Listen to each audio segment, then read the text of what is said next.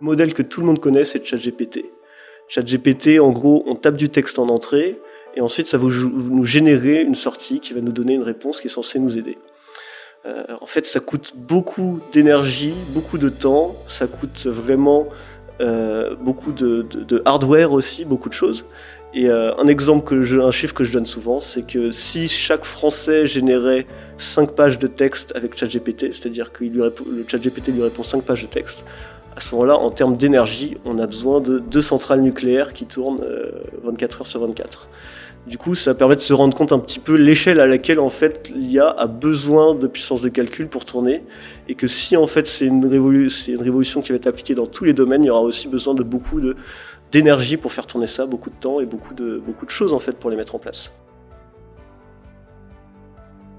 Nous, ce qu'on fait à Pruna, on compresse les IA pour les rendre beaucoup plus efficaces, beaucoup plus économes en énergie, beaucoup plus rapides pour avoir une meilleure expérience utilisateur pour les compagnies, beaucoup plus petites pour permettre de les mettre sur par exemple des edge devices comme des téléphones, et aussi beaucoup moins cher parce que si on regarde les factures de nos clients sur les cloud providers, et ben ça coûte vraiment beaucoup d'argent, et c'est un gros frein en fait pour eux pour déployer leurs produits en fait.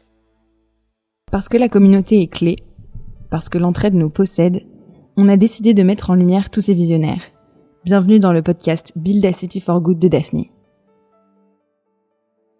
Bonjour à tous, bienvenue dans ce podcast de Daphne qui met en lumière tous ceux pour qui on se lève chaque matin, nos entrepreneurs, et plus particulièrement ceux qui viennent de nous rejoindre. Je m'appelle Sophie et je suis au micro avec Pierre-Éric. Salut Pelle. Bonjour Sophie. Aujourd'hui, on est ravis d'accueillir un PhD en Machine Learning et il est aussi et surtout le cofondateur et Chief Scientist Officer de Pruna. On dit Pruna AI ou juste Pruna ? Bon, on peut dire juste Pruna, ça marche très bien. Ok, salut Bertrand, bienvenue. Salut. Avant toute chose, Bertrand, avant que tu nous parles de Pruna, est-ce que tu peux te présenter et nous raconter un peu ton parcours et ce qui t'a mené jusqu'ici ? Ouais, bien sûr. Alors, je viens de Bretagne, à la base, et ensuite en fait j'ai fait mes études du coup entre Paris, Grenoble, Stockholm. Du coup mon parcours c'était assez standard, classe préparatoire, puis école d'ingé, puis j'ai été à l'étranger voir un petit peu ailleurs, un petit peu comment en fait on apprend à étudier, et on apprend les choses aussi ailleurs. Et j'ai commencé la recherche en fait pendant ce qu'on appelle la thèse de master. Du coup à la fin du cycle d'ingénieur, on doit faire une thèse de master. Et du coup, j'ai commencé la recherche là-dedans. Du coup, c'était à Télécom Paris. Et à Télécom Paris, j'ai fait pas mal de recherches, un peu diverses et variées, mais j'ai aussi lancé un package qui a été pas mal utilisé, qui s'appelle Scikit Network, qui est inspiré de Scikit-learn pour ceux qui connaissent un petit peu. Ensuite, j'étais très intéressé par la recherche et j'ai décidé en fait de continuer dans un doctorat parce que je trouvais que dans les grosses boîtes ça allait trop lentement, il y avait trop de processus, et du coup j'avais cette liberté un petit peu qui était hyper intéressante dans la recherche un petit peu académique. Et je suis parti en Allemagne parce que je sais que c'est très enrichissant d'aller voir ce qui se passe ailleurs. Je suis parti en Allemagne, j'ai fait ma thèse 5 ans avec mon superviseur de thèse, du coup, Stéphane Gunnemann, avec qui notamment j'ai cofondé du coup Pruna. Et pendant cette thèse, mon sujet principal était tout ce qui est reliable et efficient AI, qui est notamment un des sujets de Pruna. Mais je serais très content d'en dire plus tard. Eh bien, vas-y, très belle transition. Ok. Du coup, qu'est-ce qu'on fait à Pruna ? En fait, on traite vraiment de l'efficient AI, et du coup, ce qu'il faut se dire, c'est que le modèle que tout le monde connaît, c'est ChatGPT. ChatGPT, en gros, on tape du texte en entrée, et ensuite, ça va nous générer une sortie qui va nous donner une réponse qui est censée nous aider. En fait, ça coûte beaucoup d'énergie, beaucoup de temps, ça coûte vraiment beaucoup de hardware aussi, beaucoup de choses. Et un chiffre que je donne souvent, c'est que si chaque Français générait 5 pages de texte avec ChatGPT, c'est-à-dire que le ChatGPT lui répond 5 pages de texte, à ce moment-là, en termes d'énergie, on a besoin de 2 centrales nucléaires qui tournent 24 heures sur 24. Du coup, ça permet de se rendre compte un petit peu l'échelle à laquelle en fait l'IA a besoin de puissance de calcul pour tourner, et que si en fait c'est une révolution qui va être appliquée dans tous les domaines, il y aura aussi besoin de beaucoup d'énergie pour faire tourner ça, beaucoup de temps et beaucoup de choses en fait pour les mettre en place. Partie de cette observation, nous ce qu'on fait à Pruna, on compresse les IA pour les rendre beaucoup plus efficaces, beaucoup plus économes en énergie, beaucoup plus rapides pour avoir une meilleure expérience utilisateur pour les compagnies, beaucoup plus petites pour permettre de les mettre sur, par exemple, des edge devices comme des téléphones, et aussi beaucoup moins cher parce que si on regarde les factures de nos clients sur les cloud providers, et ben ça coûte vraiment beaucoup d'argent, et c'est un gros frein en fait pour eux pour déployer leurs produits en fait. Du coup, nous on compresse les IA automatiquement pour les entreprises en utilisant toute la recherche qu'on a fait pendant des années, notamment en Allemagne. Et ta recherche, elle est essentiellement autour de modèles mathématiques ou elle implique d'autres domaines d'expertise ? Alors, la recherche, elle est à la frontière, tout ce qui est efficient AI, c'est à la frontière entre, d'un côté, on va dire, le côté mathématique et modélisation, et de l'autre côté, le côté hardware, c'est-à-dire la machine elle-même. Le modèle, il va tourner sur un hardware. Du coup, il faut toujours créer un modèle qui va être bien adapté au hardware sur lequel il tourne.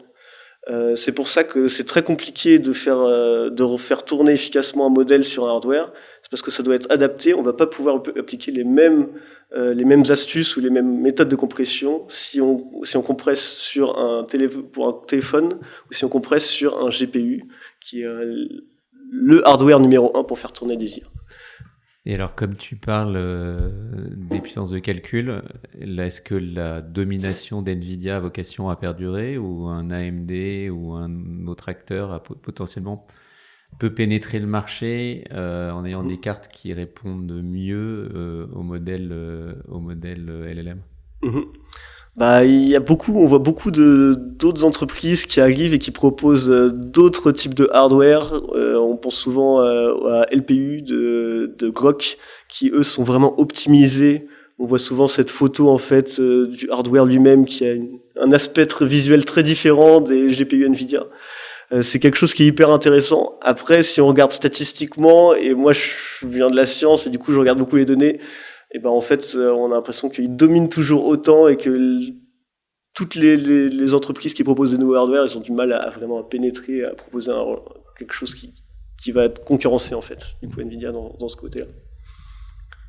Et donc si on revient à Pruna aujourd'hui, vous en êtes où en termes de développement et de product market fit et d'adoption ? C'est une très bonne question. Du coup, nous, ce qu'on a fait, c'est qu'on a créé Pruna il y a un peu moins d'un an, officiellement. C'était en novembre l'année dernière.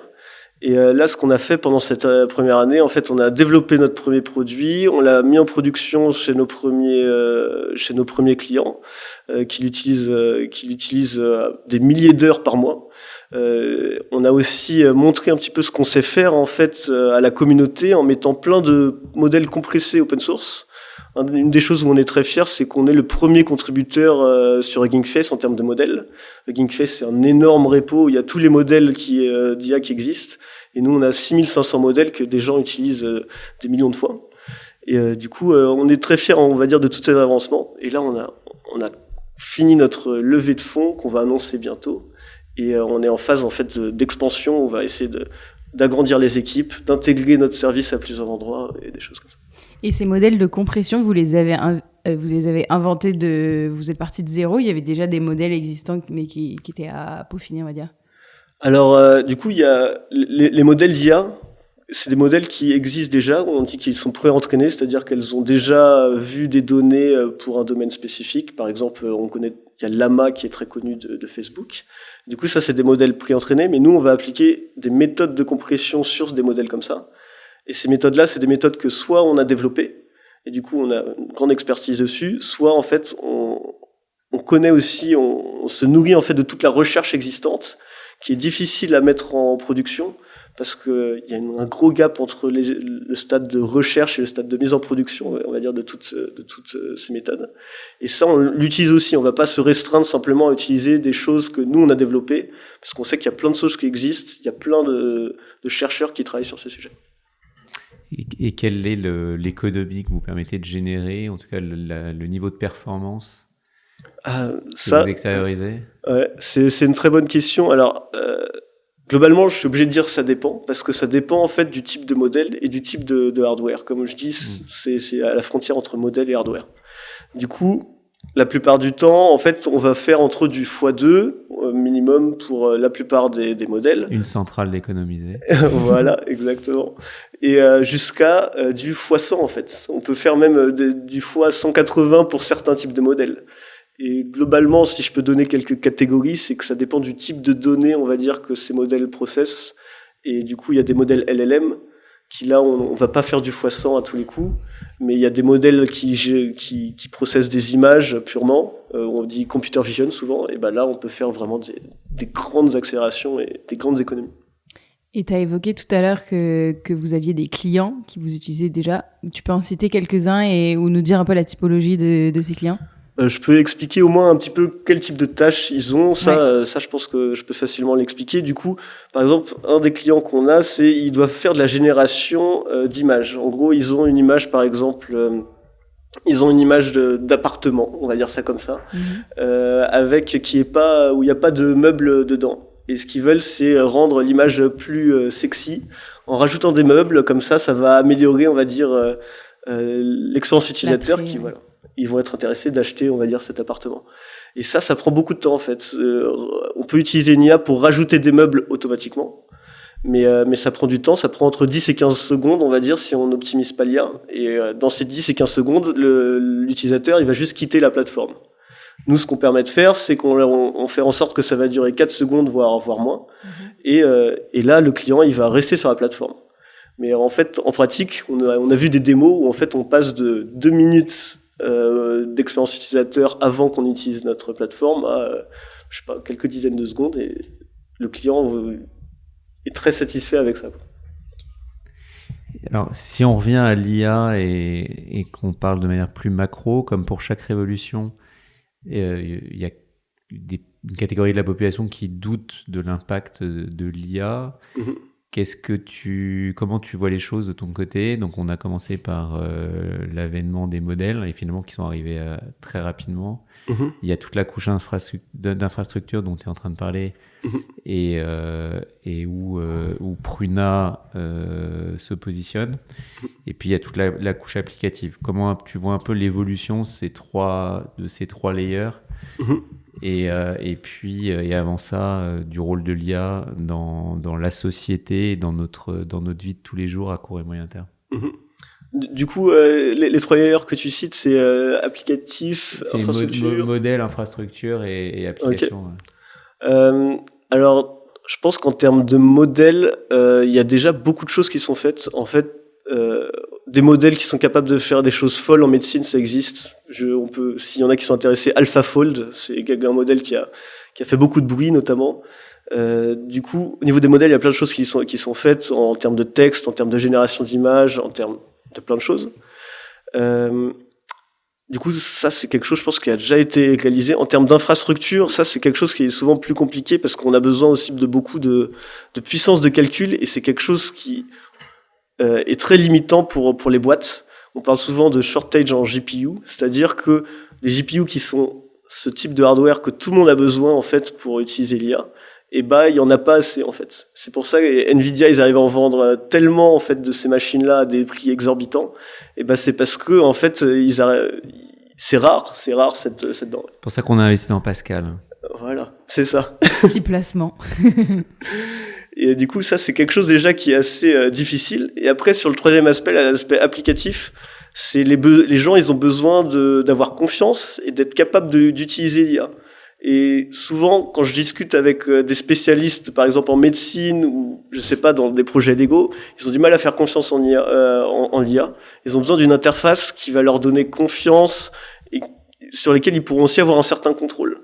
Ça va être en fait un nouvel outil qui va permettre, par exemple, de générer, on va dire, un document légal assez rapidement. Et après, ça va leur économiser déjà des heures, en fait, d'écriture. Et après, ils pourront faire des passes et améliorer, voire vérifier, en fait. C'est dans ce sens-là que ça va changer vraiment leur métier. Ça va leur économiser beaucoup de temps pour le premier draft, la première création de choses. Et quels sont les secteurs qui vont être les disruptés le plus rapidement, tu penses ?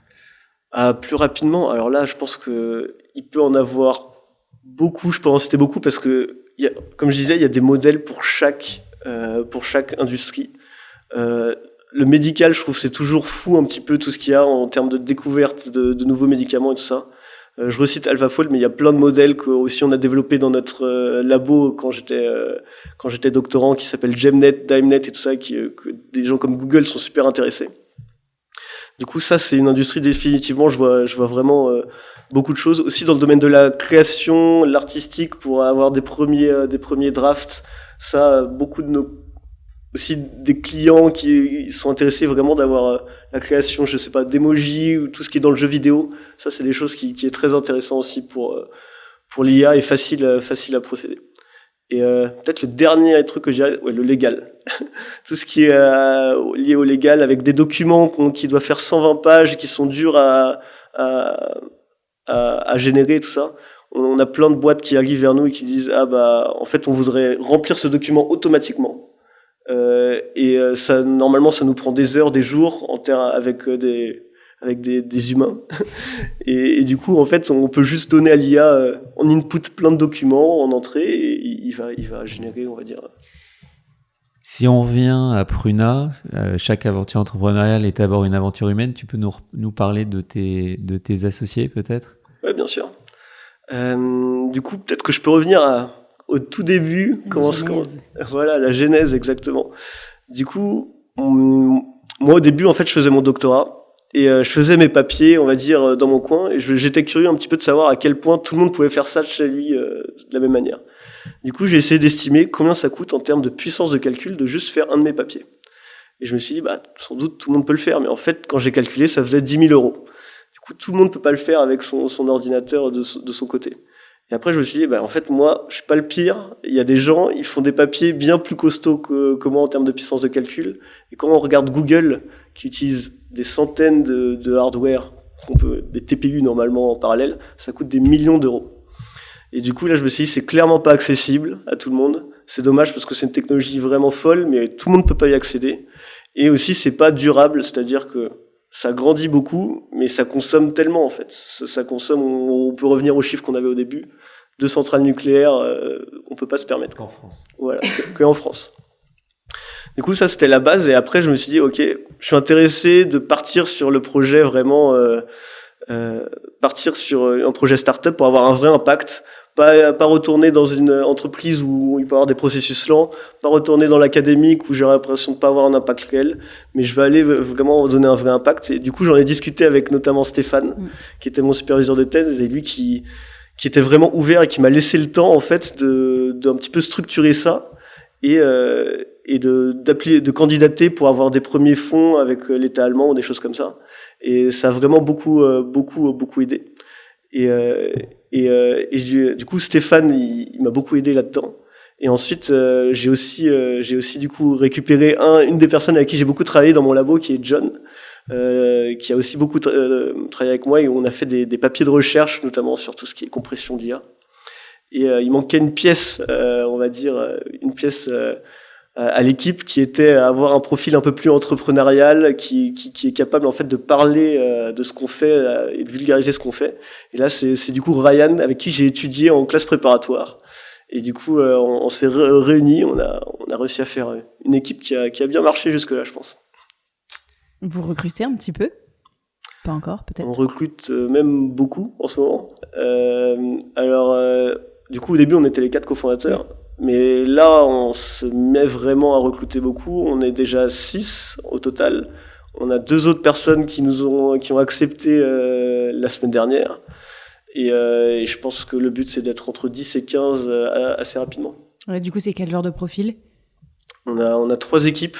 Une équipe qui est vraiment research engineer, du coup, qui a un profil qui est capable d'en comprendre la recherche, parce que l'IA, ça va très vite. Il faut être capable de comprendre la dernière recherche qui existe, et capable de la transformer, du coup, le côté ingénieur, la transformer en produit. Du coup, ça, c'est une des premières équipes. On a une équipe MLOps qui est responsable de l'intégration. On parlait un petit peu de l'infrastructure. Du coup, MLOps, c'est très important pour que les gens puissent utiliser ça facilement. Et une équipe qu'on appelle Go-to-Market, qui nous permet aussi, voilà, de toucher les meilleurs canaux qui existent, pour simplement que nos clients utilisent nos produits et soient satisfaits. Et tu dis justement que l'IA, ça va très vite et qu'il faut être capable de la comprendre.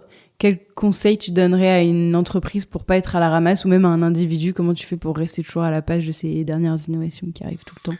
Je dirais, sauf si on a une équipe de recherche dédiée, malheureusement, les entreprises pourront pas en fait lire tous les papiers eux-mêmes. Du coup, je dirais, il faut forcément utiliser des outils existants, des choses existantes. Sinon, en fait, on va se mettre à redévelopper des choses que des gens sont capables de faire bien mieux. Et il n'y a pas d'intérêt à qu'une entreprise où sa spécialité c'est, je sais pas, c'est une entreprise d'avocats, de recréer son IA de zéro. Ça va être trop compliqué. Voilà. Du coup, je dirais malheureusement, c'est utiliser des outils et notamment utiliser Pruna sans doute. Est-ce que vous avez un peu des gros projets à venir pour la fin d'année ou peut-être pour 2025? Quelle est la trajectoire? On a beaucoup de projets sur beaucoup d'aspects à faire.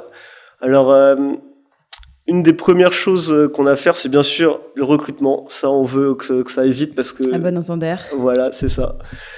Il y a déjà beaucoup de monde qui candidate, du coup, il faut être rapide. C'est ça que je dirais. Ça, c'est une des premières choses. Une fois qu'on a l'équipe, on peut vraiment travailler juste concentré sur notre objectif. Ensuite, on a pas mal de nouvelles features qui arrivent sur notre produit pour être capable en fait d'être plus facile à utiliser pour nos utilisateurs. On prévoit aussi de mettre certaines parties du produit open source qui va être très intéressante et de compresser encore plus, on va dire encore plus de modèles sur Hugging Face. C'est quoi l'intérêt pour vous de mettre en open source? Quand tu parlais de Hugging Face et de mettre tout à dispo, c'est quoi votre intérêt? Nous, notre intérêt numéro 1, c'est que les gens puissent utiliser et tester d'eux-mêmes. Souvent, ils nous croient, enfin, ils ont pas envie de nous croire, nous, mais il faut qu'ils testent d'eux-mêmes. C'est de potentiels clients voilà, a posteriori. Exactement. Ils testent d'eux-mêmes et voient eux-mêmes que ça marche. Magnifique. J'ai une question, mais je sais pas si je peux la poser. Pourquoi est-ce que vous avez choisi Daphni pour cette levée de fonds? Après, je te poserai la même, Pelle. Pourquoi Pruna?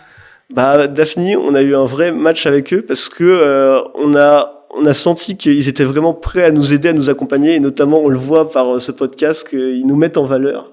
Et ça, c'est vraiment quelque chose qui nous a fait beaucoup, qui nous apporte beaucoup de soutien. Ils ont un très bon réseau qui nous connecte avec les personnes importantes et nous permettent aussi, voilà, de voir des nouveaux clients potentiels, des personnes qui peuvent nous aider à prendre les meilleures décisions. Voilà. Tout simplement. Pelle, pourquoi Pruna? Je dirais, il y a plusieurs raisons, mais la première évidemment c'est l'équipe, son expertise, son expérience.